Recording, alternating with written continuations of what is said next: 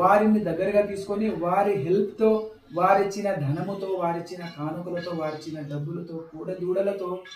అక్కడ ఆ దాన్నంతా కూడా బాలాజీ దేవాలయాన్ని డెవలప్ చేయడం, మెట్ల మార్గాలు ఏర్పాటు చేయడం, మహంతులు ఇవన్నీ కూడా హతిరామ్ మఠం ద్వారా జరిగినాయి. అటువంటి గొప్ప భక్తుడు, అటువంటి గొప్ప హతిరామ్ బాబాజీ బంజారాలకి చాలా ప్రాధాన్యత ఇచ్చి తెల్లవారుజామున 3 గంటలకే జరిగే గోక్షర నివాదనలో మన బంజారాలో ఇద్దరు ఇప్పటికీ అక్కడ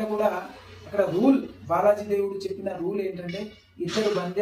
బంజారాలు ప్రథమ హారతి, ప్రథమ నైవేద్యము ఇద్దరు బంజారాలు వెళ్ళి ఇస్తేనే బాలాజీ దేవుడికి ప్రీతి, బాలాజీ దేవుడికి ఇష్టము. దాన్నంతా కూడా ఇప్పుడు అక్కడ ఉన్న మహానుభావులు భక్తులంతా కూడా దాన్ని కప్పిపుచ్చేసి బంజారాలను దేవుడి నుండి, మఠం నుండి దూరం చేసి మఠాన్ని సమాప్తం చేయాలి, మఠ చరిత్రను తూర్చేయాలనే ఉద్దేశంతో ఉన్నారు కొంతమంది.